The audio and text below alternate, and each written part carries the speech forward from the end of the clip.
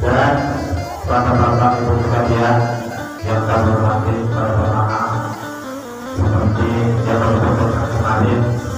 Mudah-mudahan kita harus kembali kepada agama kita sebelum kita mengenalkan sholat tarawih. Alangkah baiknya kita mendengarkan tausiah dari para ulama yang nantinya akan mendapat kepada bagi anugerah agama untuk membayar dosa kebenaran. Barangkali pada membaca sudah berkenan dengan dalam ini sempat ataupun perlu berkali gunakan beberapa topangan. Assalamualaikum warahmatullahi wabarakatuh. Pertama-tama ucapan dulu terima kasih dan alhamdulillah atas silaturahmi kita ini dari PCNU Kabupaten Serdang yang malam ini serentak 11 tim di 11 kecamatan dengan hal yang sama, dengan tujuan yang sama dan rangka untuk meningkatkan ukhuwah Islamiyah di antara kita Bapak Ibu.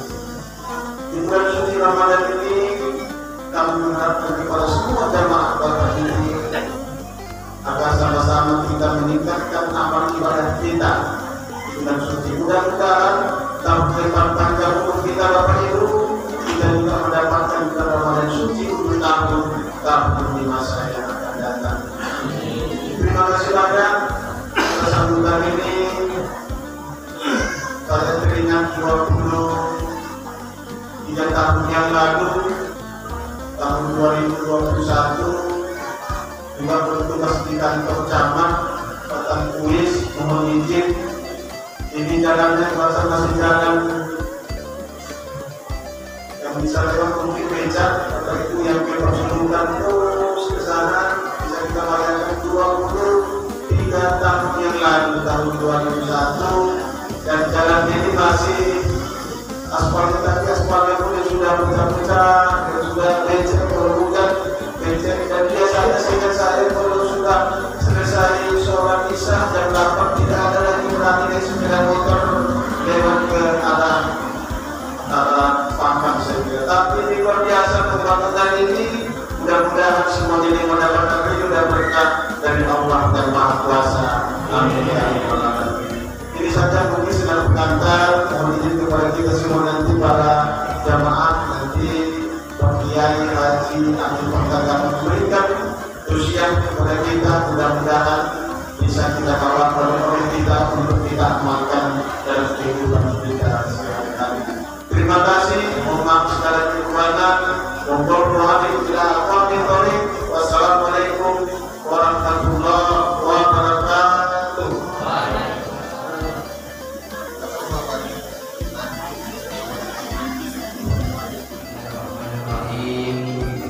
Assalamualaikum warahmatullahi wabarakatuh. Alhamdulillahilladzi anzala ala abdihi al-kitaba wa lam yaj'al lahu 'iwaja. Asyhadu an la ilaha illallah ilaha wahidah wa lahu syahida. Wa asyhadu anna Muhammadan 'abduhu wa rasuluhu shadiqus syafa'atil uzma. Allahumma shalli ala sayyidina Muhammadin fil qulubi wa dawaiha wa 'afiyatil abdani wa shifaiha wa nuril absari wa diyaiha wa ala alihi wa sahbihi wa sallim ajma'in. Sahabat terhormat muliakan sahabat-sahabat kami dari PCNU Serdang, hadir bersama kita ketua PCNU beserta jajarannya dan sahabat-sahabat yang dari MPC Kecamatan Batang Kuis, baik dari jajaran Suriah dan Tafidiyah, serta adik-adik kami, anak kami dari lembaga dan dari Banom yang hadir, para orang tua kami, para alim ulama, pengurus PKN, serta aparatur pemerintah kecamatan, ada Pak Camat dan Pak Kapal, Bapak dan Ibu yang dirahmati Allah Subhanahu wa Ta'ala. Bersyukur kita kepada Allah, mengucapkan alhamdulillah dan bersalawat kepada Rasul, mengucapkan Allahumma sholli ala sayyidina Muhammad wa ala alihi wa ashabihi ajma'in. Luar biasa malam hari ini, padahal jumlah rakaat tarawihnya 23, tapi yang datang ibu-ibu bukan ibu-ibu muda, ibu-ibu tua semuanya, gitu kan? Kalau tua ada nenek-nenek yang datang. Dan bersyukur lagi alhamdulillah ditempatkan di Masjid Turun Lihat ini. Kenapa? mohon maaf kami memang warga Nahdien, tapi rata-rata kami domisilinya di masjid dan musola yang sholat tarawihnya 11 rakaat. Maka pas kali kemarin dia merasakan 23 rakaat gitu kan. Jangan kayak upaya ini, maunya enak aja kan. Pak baru mungkin masjidnya 11 kayak 11 gitu kan, 11 juga. Jadi pas di sini dia merasakan, jadi pas tempunya itu kan, malam gitu. Jadi merasakan inilah tempu yang sebenarnya gitu. Karena kita tidak bisa menjamiahkan jamaah, tapi menjadi imamnya 23, maka ikut pun jadi. Yang penting merasakan apa yang dirasakan oleh ulama-ulama kita, para pimpinan atau ulama, insya Allah. Maka mari kita rasakan dengan nikmat. Dan alhamdulillah ini malam yang kelima. Malam kelima menurut Al-Imam Utsman bin Umar dalam kitabnya Umratun Nasihin halaman ke-16-17, karena hadis ini panjang. Meskipun orang mengatakan ini hadis maudhu, hadis palsu, tetapi bagi orang-orang Nahdien ini sudah menjadi fadilatul amal. Artinya apa? Untuk memotivasi ibadah. Orang yang sholat di malam kelima ini katanya al-khamisah wal-lailah al-khamisah aqdahu Allah Ta'ala misla man shalla bil masjidil haram wa fi masjidin nabawi wa fi masjidil aqsa. Orang yang memuliakan dan meramaikan mendirikan sholat malam di malam yang kelima dari Ramadan itu diperumpamakan seperti sholat di Masjidil Haram, sholat di Masjid Nabawi, sholat di Masjidil Aqsa. Bagaimana luar biasa. Bayangkan aja, bagi yang belum pernah ke sana, Masjid Haram, Masjid Nabawi atau Masjid Aqsa, apalagi Masjid Aqsa, orang mau masuk gerbangnya saja sudah ditembakin orang, gitu kan? Luar biasa, pahalanya luar biasa. Pahala jihad, apalagi masjidnya masjid Nurul Jihad, ini luar biasa lagi. Niatkan kita sholat di Masjid Haram, niatkan kita sholat di Masjid Nabawi, niatkan kita sholat bersama orang-orang Palestina yang saat sekarang ini terjepit dalam kondisi perang yang luar biasa. Kita aman-aman di sini, tapi pahalanya sama dengan mereka. Kita aman-aman di sini, anteng di sini seperti pahalanya orang yang sekarang berebut tempat di Masjid Haram. Jadi jamaah tarawih Masjid Haram itu lebih daripada jamaah haji. Tengok saja di TV, luar biasa, padatnya luar biasa. Padahal sholatnya sunnah. Kenapa sholat sunnah tarawih ini menjadi idola dan tidak dilakukan oleh umat Nabi kita Muhammad SAW? Bapak Ibu Allah, Ramadan ini setiap tahunnya digulirkan oleh Allah Subhanahu Wa Taala. Setiap tahun didatangkan oleh Allah Subhanahu Wa Taala. Maka ketika Rasulullah SAW mau masuk Ramadan, tahunnya tidak dijelaskan dalam riwayat hadis itu. Pernah mau naik mimbar di hari Jumat Sabtu terakhir, mau naik mimbar, Rasulullah SAW diperhentikan oleh Jibril. Ya Rasulullah, berhenti sebentar. Kenapa Jibril? Mohon aminkan doaku kepada Allah Subhanahu Wa Taala. Apa doanya? Aminkan saja. Bayangkan doa kalau yang mengaminkan Nabi, yang membacakan malaikat, yang berdoa malaikat, bagaimana Allah menolaknya? Gitu kan?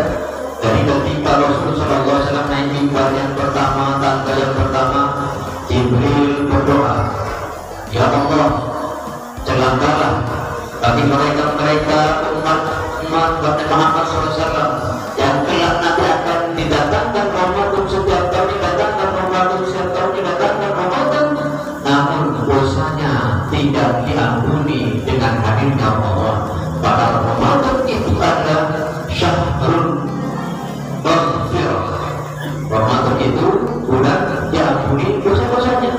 Tetapi ada di antara kita yang berpuasa tetapi tak diampuni dosanya. Siapa di antara mereka? Hanya Allah dan yang tahu itu. Tentunya yang puasanya kucing-kucingan, gitu kan, main-main, gitu kan. Puasa dia, tapi 2, 3 saja, 3-4-nya, 4-5-nya tidak kerjakan. Ramainya ketika mau tarawih Isya datang, maghrib mau sholat kekenyangan, datang ke Isya saja, hilang maghribnya. Isya datang, rame-rame tarawih. Nanti pun subuh datang, kenapa? Karena memang ada si dia di sana, sholat subuh kan, ingin jalan-jalan pagi, jadi datang. Cuma-cuma, zuhurnya tidur, asarnya tidur, maghribnya kekenyangan. Itu diantaranya. Maka jangan sampai Ramadan hadir tapi dosa kita tidak diampuni oleh Allah Subhanahu wa Ta'ala. Yang pertama. Kemudian Jibril berdoa lagi ketika Nabi Muhammad SAW naik tangga yang kedua. Wailun, celaka atau jangan diterima oleh Allah pahala Ramadan bagi mereka yang selagi Ramadan hadir dan punya kedua orang tua masih hidup, tapi Ramadan hadir tidak diampuni, tidak dimaafkan doanya, tidak dimaafkan oleh kedua orang tuanya karena mereka memang termasuk orang-orang yang durhaka. Maka Nabi mengatakan amin. Nah ibu, bapak-bapak, makanya kebiasaan kita umat Islam kalau mau Ramadan kemana ibu? Ada yang silaturahmi kepada orang tuanya, yang sadar gitu kan, yang masih baik-baik. Kalau nggak baik dengan orang tuanya, nggak baik sama mertuanya, maka bersuatu, nggak mau dia bersilaturahmi. Nah kalau orang tua sudah meninggal dunia, maka banyak yang didorong hatinya oleh Allah Subhanahu Wa Taala berbondong-bondong berziarah kubur. Meskipun banyak sudah mengatakan, ngapain orang umat Islam ini orang NU itu kalau mau ziarah kubur hanya ketika mau Ramadan saja?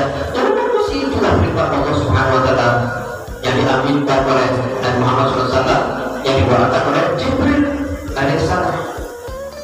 Jadi tujuan daripada kita berziarah kubur adalah pertama mendoakan kedua orang tua kita dalam kubur, dalam baca dengan surah Al-Fatihahnya, dengan surah Al-Ikhlasnya, sekaligus kita memohon maaf kepada kedua orang yang sudah meninggal dunia, manakala tatkala masih hidup kita tidak dimaafkan dosa-dosanya.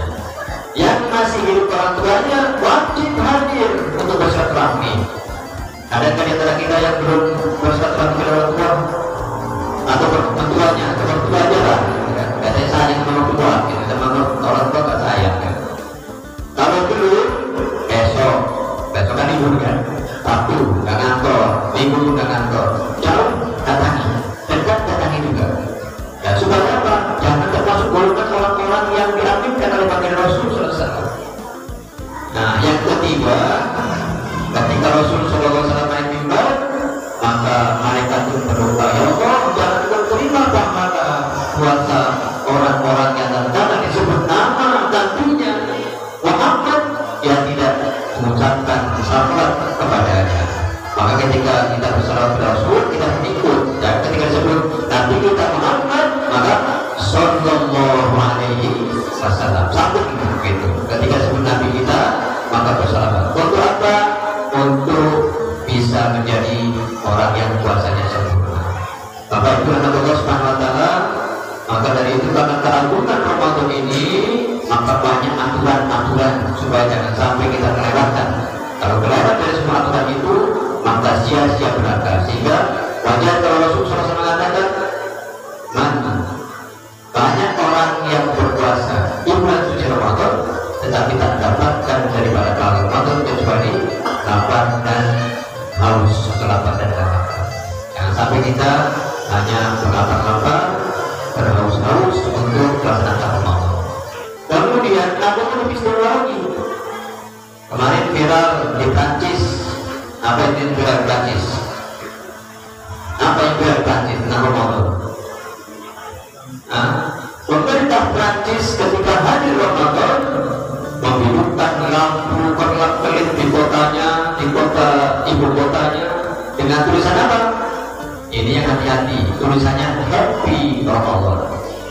Allah tidak pernah dan Rasulnya pun tidak pernah dari dulu sejak ulama-ulama kita hidup sampai sekarang menyambut Ramadan dengan kata-kata happy.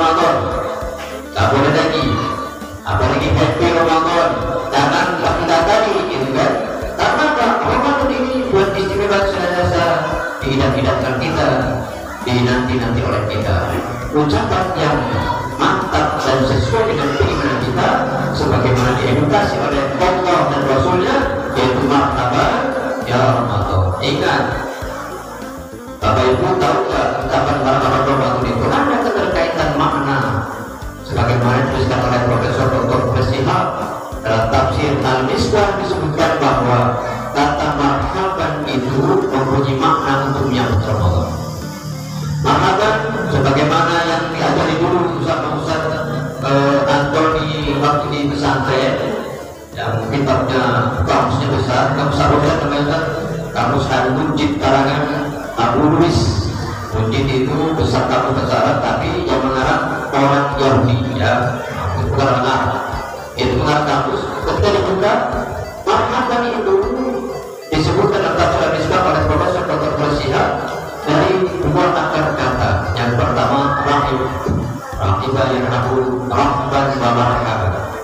Artinya yang pertama maknanya wasya'u. Ketika mengatakan marhaban ya Ramadan, maka Allah bukakan semua rahmatnya, Allah bukakan semua maghfirahnya, Allah bukakan semua surganya. Bahkan dalam hadis yang lain disebutkan bahwa Allah untuk rapat-rapat neraka, dan Allah semuanya mengikat, Allah mengikat semua setan-setan, membunuh setan-setan. Tetapi makna marhaban itu adalah membuka celah rahmat, membuka celah maghfirah, membuka celah semua apa yang menjadi kebahagiaan bagi kita. Maka beda makna marhaban dengan happy, yang banyak bahagia saja. Bahagia ngapain? Apakah bahagia karena banyak makanan enak-enak di Ramadan itu? Itu bagian kecil daripada rahmat Allah Subhanahu wa Ta'ala. Maka jangan sampai kita rendah kemudian mengganti dengan kata-kata happy Ramadan. Tapi ikutilah sebagaimana yang para ulama sampaikan kepada kita, tetap saja mengatakan marhaban ya Ramadan. Dan dengan kata-kata marhaban, maka Allah membuka semua pintu rahmatnya, Allah membuka semua maghfirahnya, Allah membuka semua apa yang menjadi kebahagiaan kita, termasuk itqun minan nar, yaitu kunci password pembebas daripada api neraka. Itu yang pertama. Yang kedua, maka rahmat yarhamu rahmat wa marhaman adalah mauqifun, tempat berhenti. Istilah kita ada halte, ada terminal. Ketika kita mengucapkan marhaban, maka kita memberhentikan Ramadan, kita mendudukkan Ramadan. Untuk siapa? Untuk transportasi kita, untuk kendaraan kita. Kalau kita mengatakan happy Ramadan, maka hanya kita senang-senang masuk dalam pesawat atau masuk dalam kendaraan Ramadan, tidak ada maknanya. Tetapi ketika kita mengatakan marhaban ya Ramadan, maka Ramadan kita jadikan sebagai pakaian kita, Ramadan kita jadikan kendaraan kita, Ramadan kita jadikan pesawat kita untuk masuk ke dalam surga Allah Subhanahu wa Ta'ala. Bagaimana filosofi daripada pemberhentian kendaraan ini? Terminal, Bapak Ibu, itu tempat untuk menaikkan dan menurunkan penumpang. Ramadan juga begitu. Ketika Ramadan hadir, Allah turunkan semua dosa-dosa kita. Allah turunkan dan tinggalkan, hapuskan dosa-dosa kita, tinggalkan di terminal. Tinggalkan di terminal dunia. Kemudian filosofi terminal itu mengangkut penumpang. Apa yang diangkut oleh Allah Subhanahu wa Ta'ala untuk kita masuk dalam ranah Ramadan itu menjadi orang-orang yang meningkat keimanannya. Ramadan meningkatkan keimanan kita, Ramadan mensucikan kita, sehingga begitu selesai Ramadan sampai busnya di tempat yang kita tuju, maka kita menjadi orang yang mutakin dan menjadi sebutan Aidul Fitri kembali kepada kesucian kita. Karena apa? Usahanya sudah pusat dan dikuras di terminal tadi. Ini makna dari marhaban ya Ramadan. Oleh karena itu, mari kita sama-sama senantiasa sebagaimana sabda Rasulullah SAW, tetap kita berharap kepada Allah Subhanahu wa Ta'ala dan tetap senantiasa yakin terhadap apa yang menjadi amalan kita. Yang terakhir Bapak Ibu, kami sampaikan terkait dengan marhaban dalam sejarah kebudayaan Islam, hanya dua peristiwa yang kita sambut dengan kata-kata marhaban. Pertama Ramadan, yang kedua datangnya baginda Rasul Sallallahu Alaihi Wasallam.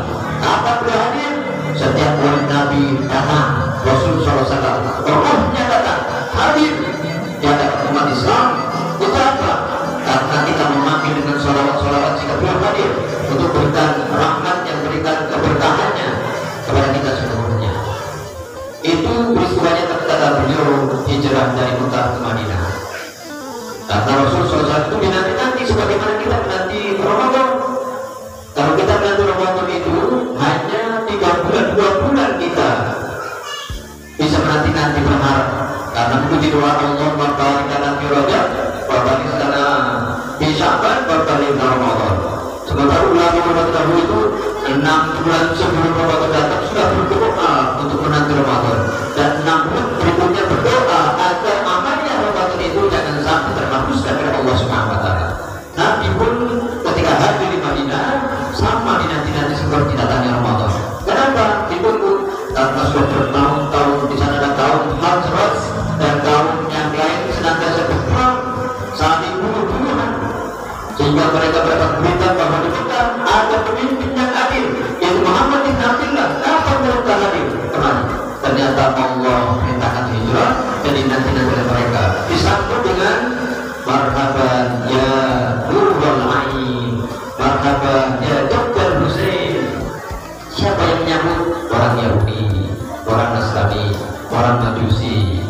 Jadi mereka menyambut dengan Muhammad SAW dengan marhaban ya Nurul Ain, marhaban ya Dr. Hussein. Adik itu yang lain tidak bisa. Tapi hadir dengan kuasa yang kembali dan sambut dengan marhaban, nggak bisa, nggak cocok gitu kan. Tapi kalau Muhammad berwujudnya hadir tanpa disadari kelematan, marhaban ya Nurul Ain, marhaban ya Rasulullah. Bahkan ketika di Madinah, orang sakit Madinah senantiasa menyambutnya, assalamualaikum ya Rasulullah, assalamualaikum ya Habibullah, assalamualaikum ya Nabiullah. Itulah sambutan-sambutan kita kepada ruh baginda Rasulullah SAW. Ini saja karena kita akan sholat tarawih, mudah-mudahan bisa berkenan kita maknai Ramadan dengan yang sebenar-benar makna, kemudian kita beribadah Ramadan dengan sejati-jatinya, sehingga akan diterima oleh Allah Subhanahu Wa Taala segala amalia di bulan Ramadan. Terima kasih. Wallahualam kita kembali. Assalamualaikum warahmatullahi wabarakatuh.